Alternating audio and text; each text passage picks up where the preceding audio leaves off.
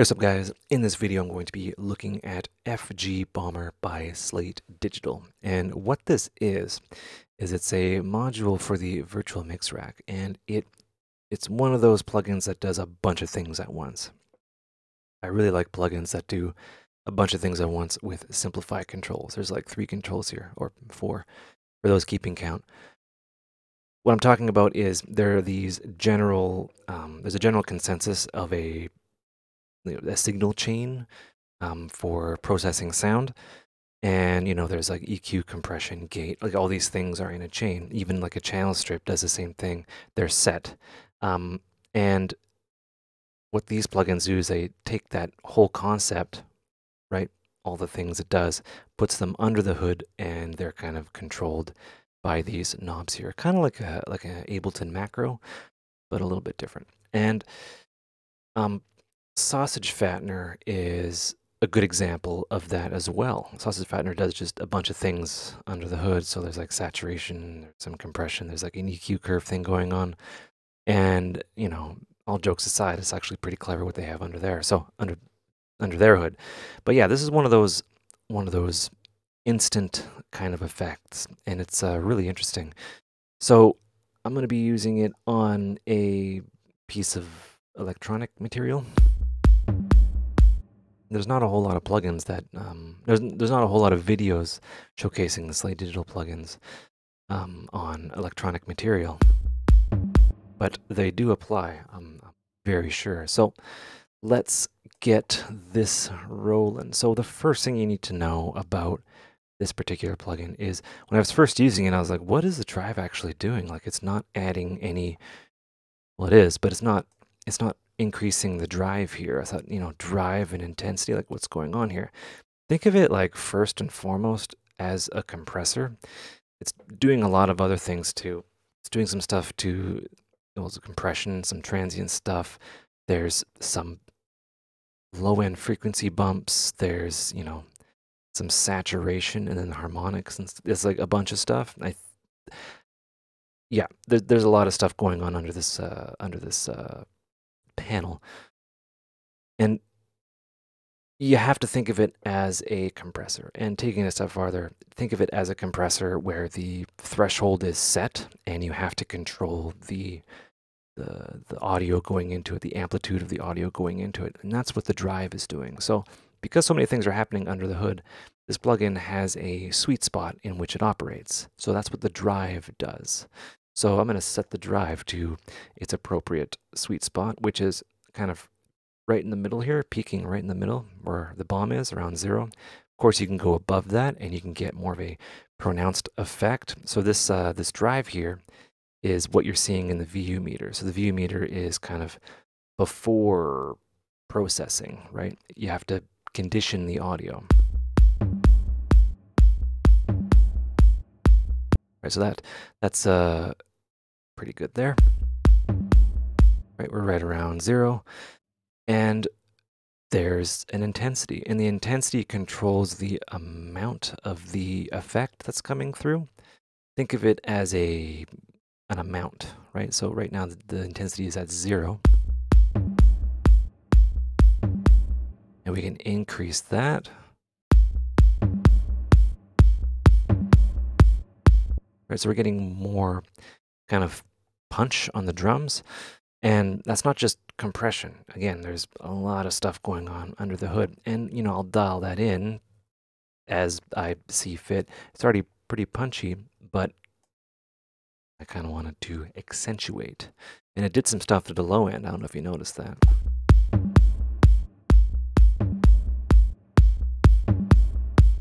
Made the low end a little bit tighter. And you can mix and match and things like that as well.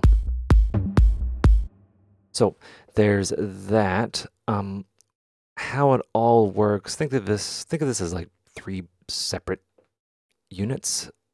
There's there's tones down here, but I like to think of these as kind of algorithms because they don't drastically change it, but they change the way upon the effect works, and I'm assuming it changes the release characteristics and the attack and all that fun stuff depending on what's being fed into it. So we've been using the the fat tone, and this one is more. It increases the transient content. So this will make it sound, you know, more punchy and fat. Present is, as far as I know, it focuses it more on the mid frequencies, and it doesn't really apply to this kind of material.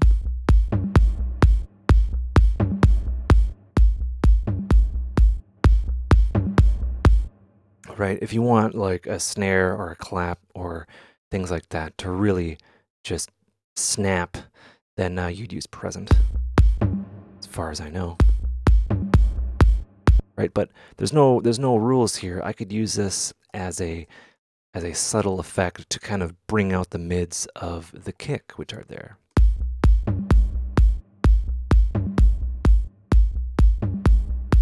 Right? And it makes things sound a bit more exciting. And it's almost like, you take a kick and, you kind of boost the transient, but then the transient you add harmonics to.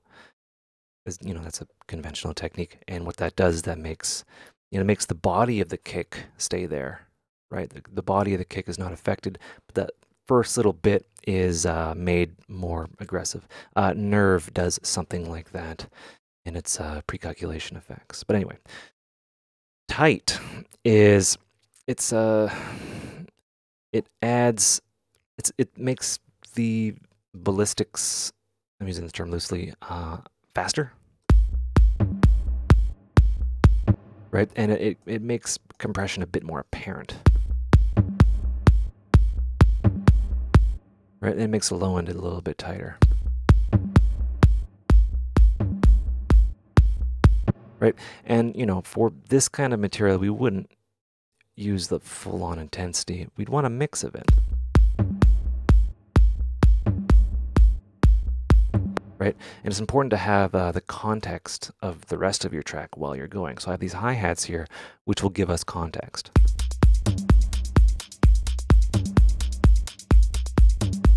Right, notice how the kick kind of disappears when I turn it off.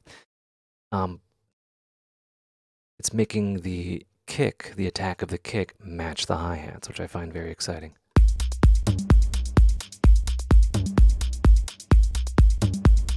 And that's within its sweet spot. We can try a different algorithm.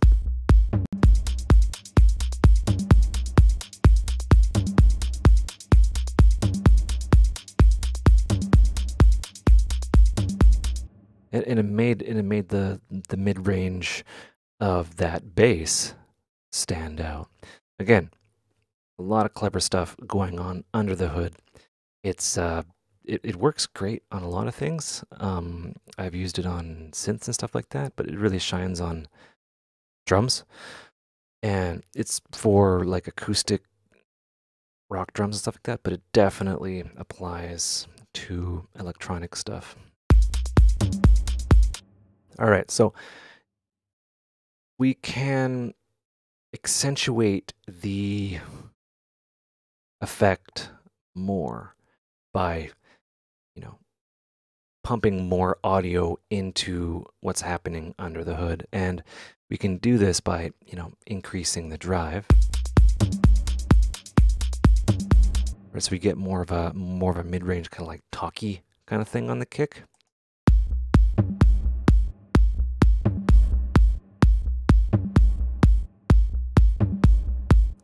But again, it's program dependent. Right, that would sound good on, acoustic drums that you really wanted to give it that mid-range punch and make them kind of stand out in the mix. There's no rules. There's just general guidelines, and you don't even need to follow those guidelines. I think tight on acoustic drums would sound fantastic. And now we're beyond what sounds good. Right, we've lost, some clarity. Right, so we can either bring down the intensity or bring down the drive to shift it back into sanity. Or a mixture of both. So presence is good.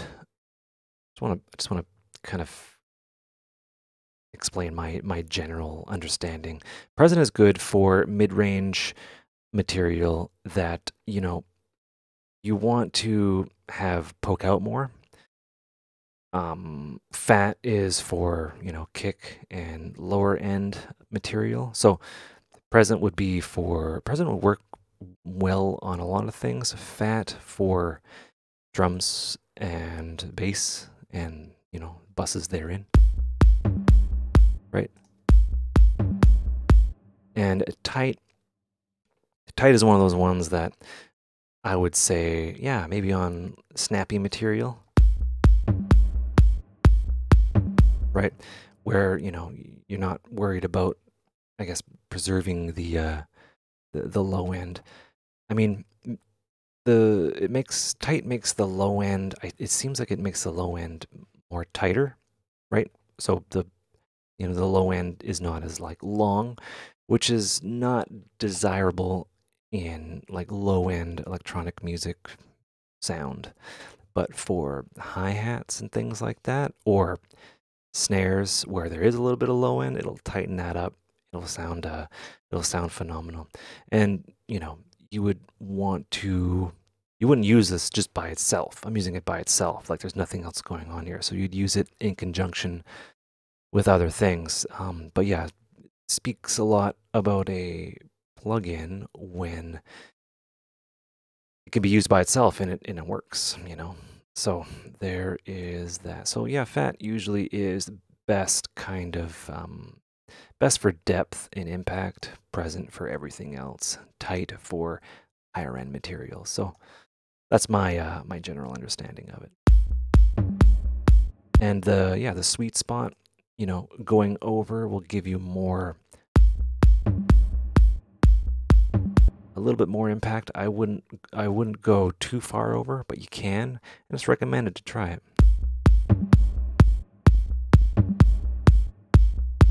Again, it has that sweet spot, and it's so easy to go beyond it.